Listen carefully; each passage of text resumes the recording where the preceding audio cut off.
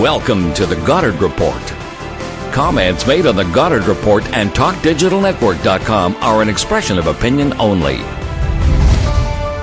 Here is Jim Goddard. My guest is retired but still issue-engaged TV reporter Harvey Oberfeld. Welcome to the show, Harvey. Good to be on, Jim. Can we tell the difference between real television news and what's really an ad posing as news? It's an issue you brought up on your blog. Yes, people, you can tell the difference if you're watching for it and paying attention, or if you're an older person who's used to watching real news, you see it, you know it immediately. The problem is, I think a lot of the younger viewers, or a lot of the people who just sort of watch it, don't realize what they're seeing and aren't as critical as maybe some of us older ones are. And they don't know what they're seeing, whether it's paid for, whether it's just promo, puffery, and I'm getting really concerned because I've seen some horrible instances of that in recent weeks, and I finally decided, well, I better write about this, and it's gotten quite a reaction. Well, I saw the headline in your blog, Local TV Pollutes Its Product with Promotional Pap. Do you have any examples of that? Well, yeah, what really brought it to the forefront was this opening of the mall, MacArthur Glen in Richmond. Now, covering the opening of a major mall is a legitimate news story, especially when it causes problems that traffic heading to YVR and flights have to be delayed. That is a legitimate story. I have no problem with that. But then what I saw was this promo type stuff, and CTV was the worst, because CTV, as I understand it, landed a major advertising contract with MacArthur Glen, and although their news director told me had absolutely nothing to do with any decision they made as far as coverage went, I was appalled at what I saw, because they had the regular news story, then they had one of the the weatherman down there, and they were talking about shop till you drop and what this is, and they just went on and on, basically promoting it. And that's not the job of news. We report when something happens, but we don't report things like, I'm going to be staying here for a couple hours after the show, and shop till I drop. This is so great, and all this, and then they did the same thing, on Global. They did more promotional stuff, but they didn't get the advertising contract. So I think they were, as I understand it, they were just trying to keep up with the times. But they sent so-called reporters, out there, talking about, they had Julia Foy out there, who's a reporter, a new member of their news team. And she was talking about, the great deals or things like that, and come on out and check it out. Well, I don't think that's what we do in news stories, say, come on out and check it out. And then I saw a paid segment on Global TV by the real estate industry, and they actually had one of their news team, now that's the really gets me, out looking at a condo, I think it was in Surrey, and, showing the wonderful, and it looked quite nice, actually, water fountains and, brand new condo development. And then she ends her piece with, there's still units available, so come on and, check it out and all that. What kind of a news story ends like that? But this was a paid segment that was marked sponsored. But I don't know whether the public really discern the difference between something that is a sponsored paid segment, when it's a person who's on the news team delivering it, and just a promo, then they go back 2 or 3 times during the show to promo a new shopping mall. And that really bothers me, with the sales department is now, what I believe, is interfering in the news department. And they can deny it all they want, but it sure looks to me like the sales department and the commercial promoters at the stations seem to have a lot more influence in what goes on in the news show than they used to have, and I don't think that's good for journalism. Do you think Jill Krop is compromised because she's both news director and general manager at Global Television? Well, Jill was nice enough to give me a bit of an interview on this, because I did phone and speak to both CTV global, and they talked about it, and Jill said something very curious. She said she thinks, compared to when I was working, which, I've been retired a few years, but she said compared to when I was doing reporting, the viewers are more sophisticated now, so they can tell the difference between sort of promotional stuff and real news. And maybe they are. I don't know. I thought the viewers were more astute back then, actually, than they are now.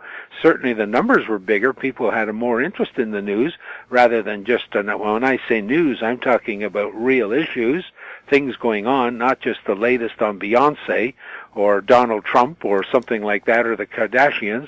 I mean, people were interested in real news. And so I think they were pretty sophisticated back then, but she seems to suggest they're much more sophisticated now.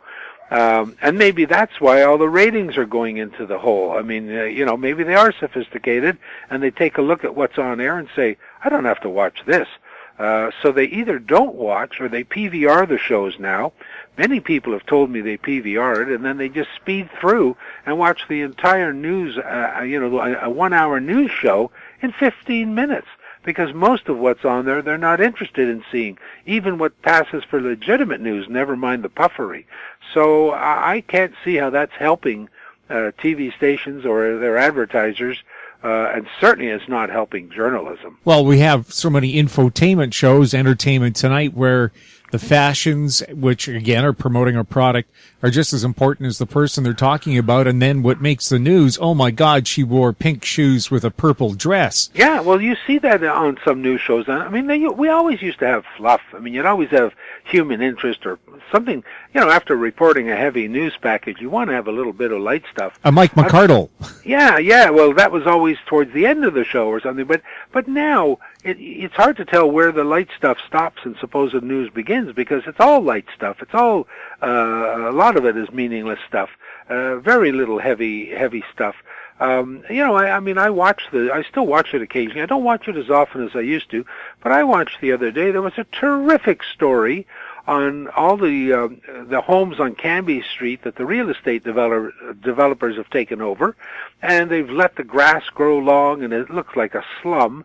And they had the reporter there and interviewing the neighbors, and that they said the city had no comment, and right in behind there was this big development board listing the developer.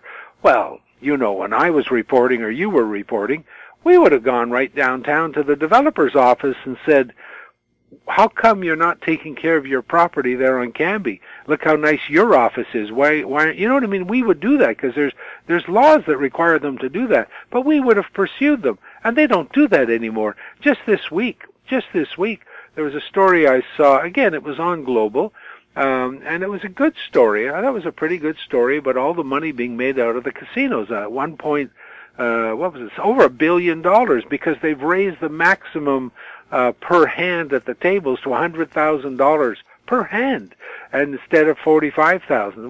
Well, of course they're making $1 billion. Now, they had somebody on from the gaming industry. They had somebody on who is concerned about the impact on people.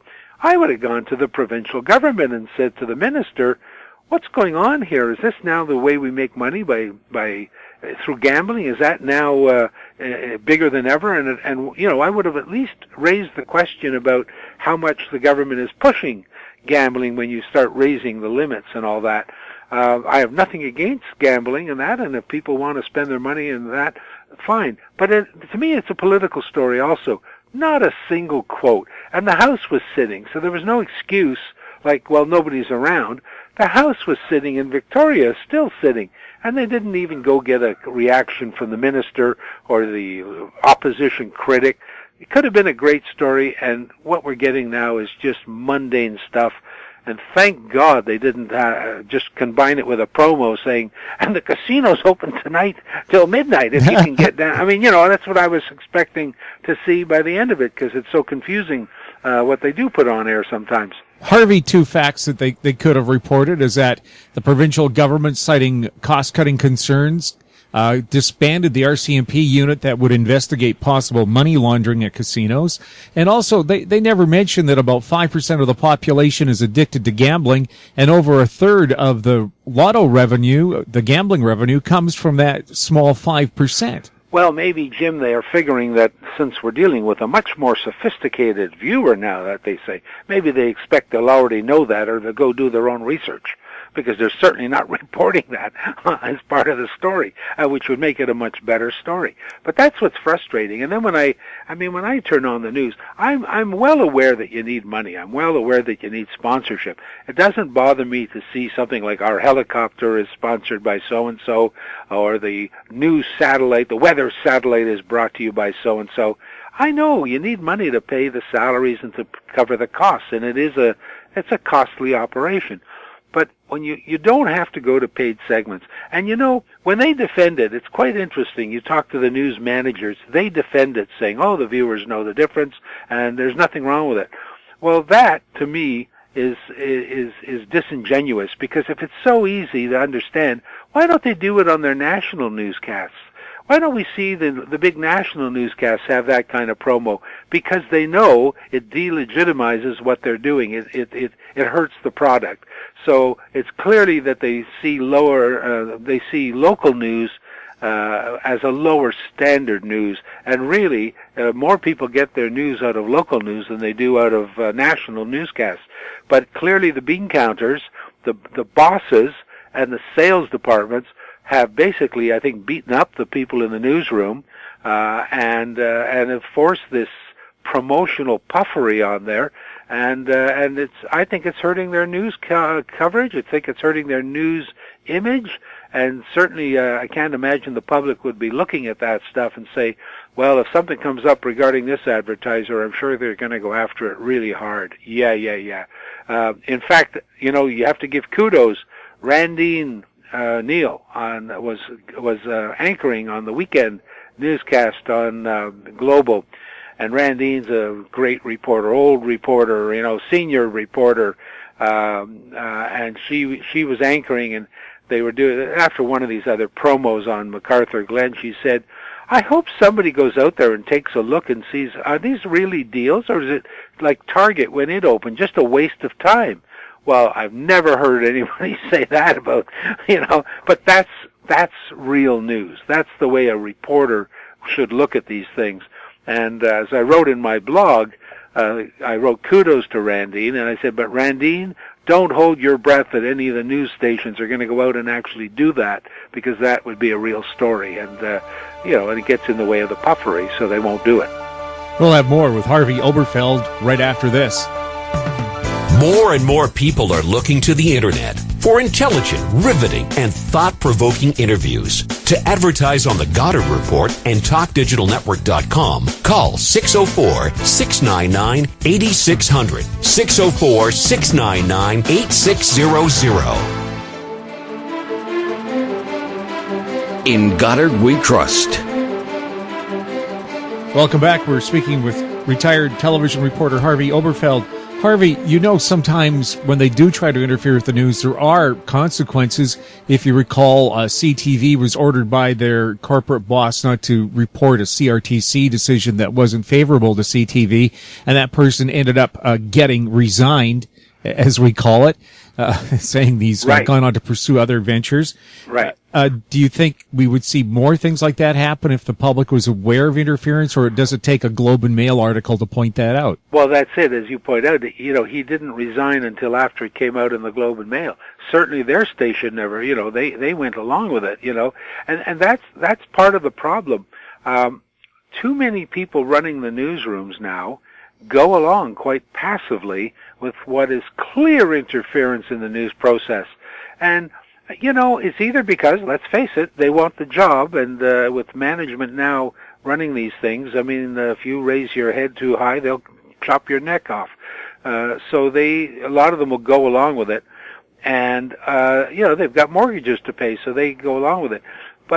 And I understand that, but what bothers me is when I'm talking to them, either on the record or off the record, some of them will say to me, you know, Harvey, yeah, this is crud, but, you know, what am I going to do? I've got 7 years left to retirement. I've got 2 years left to retirement. And anything, if I quit, it's not going to change. And I got a mortgage to pay. I appreciate when people say that, and they're honest, and they even they say to me, keep it up, though. Keep it up. Don't quote me, but keep it up. I get that. What bothers me are those who will defend it, even privately and on air, or in interviews. Those people I have lost my respect for, because when they stand there and say, no, this is quite good, there's nothing wrong with this, they are either being disingenuous and lying, or I believe they've sold their ethics and their soul, to the man upstairs for the bucks. And no reporter or no real news person should do that. You can't always dictate. When you're an employee, you're not going to dictate what the big boss upstairs decides. You either go along with it or you quit. Or as I did, I retired early. As soon as I could retire, I retired early at 61. I didn't have to work anymore. I didn't like the product we were putting out, and I thought, well, I don't have to do it. So I walked away, much to their surprise. But a lot of people can't do that. But you should at least be honest enough to say that these are decisions made upstairs, and really, I try my best, but I have to work within the constraints that they give me. But don't sit there and stand there and say, oh, promos are great, or this is wonderful stuff that we've got our staff out there, shilling for major corporations on the news program as part of the news program. That is just unacceptable.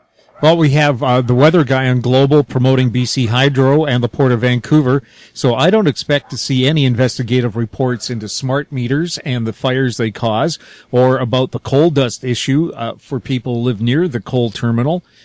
Those two things you don't see on Global television. Well, yeah, some people tell me that, it doesn't affect the news operation at all. Now, it didn't when I was there. I did stories, I remember, on Woodwards. I did stories, quite a few stories on, companies that we were involved with and that did advertising, and they never interfered with their stories. They just said to me from upstairs, I said to the news director, you'd better be right. That was the thing, but we were right, but they never interfered. Now, people in the news business tell me, well, there wouldn't be any direct interference, but I think there is. I'm always suspect, when Shaw owns Global. You don't see much coverage of demonstrations outside Shaw Tower when they had them the last year or 2 years ago. There is interference. We had that interference at CTV, where they were actually told not to interview or use the clips of the CRTC spokesman. They're one of the top officials. And then until it was revealed by another media, that's what went into effect, and they actually went along with it. So I'm worried about it, and they tell me that this doesn't get affected, that if there's a legitimate story, they will still cover it. But I'm not so sure, and nothing they're doing by putting these promos on and having their own news team staff take part in this promo puffery is going to convince me that they really would fight for a good story involving an advertiser. Well, also, too, one of the ultimate examples of interference, Florida, a few years ago, they did an investigative report about how Monsanto chemicals were contaminating these fields. Monsanto said, if you don't pull the story, we're going to pull our $7 million a year in advertising. Well, right. Guess what kind of story they did. Well, exactly. I don't know that the case there, but I do recall that when I won, one of the Webster Awards I won was for going after waste management for, they were up for a regional recycling contract, and after I finished the stories about their reputation down there and some of the so-called references they had provided to the regional district here, the GVRD walked away from a $28 million recycling contract with Waste Management. Now, we were able to run that. We were able to do that. The company let me fly to California to do some investigation. I don't think that kind of thing will go on now. I can't see it happening now. And of course, they say there's less money. But there's no reason then, talking about waste management at regional recycling, there's still no reason, if you have less money, to pollute your show with puffery that I see on the air so much now, and it can't help but turn off the viewers. Well, CBC television is cutting back their news for lack of money. places that had hour-long evening newscasts now get half an hour. And of course, 8 minutes of that half hour are taken up with commercials. Yeah, I it's been a long time since I've watched CBC local. I watched the National. Not too happy with that, but not for promotional reasons. I just see it being quite left-wing and almost more of an advocacy role than a reporting role, more and more. Not happy with that, but I still watch it. I love their Thursday panel. I like that. I like Rex Murphy. But I think the show generally is become more issue-oriented from a left-wing perspective. That's just my own, and I don't like that. I like to see both sides of it. And but the other shows, I watch them all. I'm sort of a news junkie. And I just want to see news when it's news and not puffery when it's posed as news. I remember when television news first started, and I would say for radio news too, the cost of covering a story was never taken into consideration. You just went out and did it. Yeah. And the news was considered a community service. It wasn't put there to make money. It cost money. They're expected to make more than they spend. Yeah, well, BCTV made lots of money. But you see, in the days before the Internet, TV news was where everybody tuned in, and it was a gold mine. And I think radio news, NW, they made a fortune. Now, it's true that there has been some siphoning off by the Internet and, all social websites and all that. I mean, I agree that has happened. But there's still a very dedicated news audience, but they're pushing them away by... Well, you see who's reporting, and you see what they're reporting, and you see how they're reporting, and now they're putting on this advertising stuff. That's not going to win people over. You can't possibly win viewers. So I think they're just cutting they're just doing themselves in. Harvey, thanks a lot for chatting with us. You're welcome. My guest has been Harvey Oberfeld. Check out his blog, keepingitreal.ca. You're listening to The Goddard Report on TalkDigitalNetwork.com. Check out our popular YouTube channel, Talk Digital Network. You can find us on Twitter at TalkDigitalNet. Comments about the show can be sent to info@howstreet.com. I'm Jim Goddard. Comments made on The Goddard Report and TalkDigitalNetwork.com are an expression of opinion only. The Goddard Report is available online and mobile at TalkDigitalNetwork.com. The Goddard Report is a production of How Street Media Incorporated.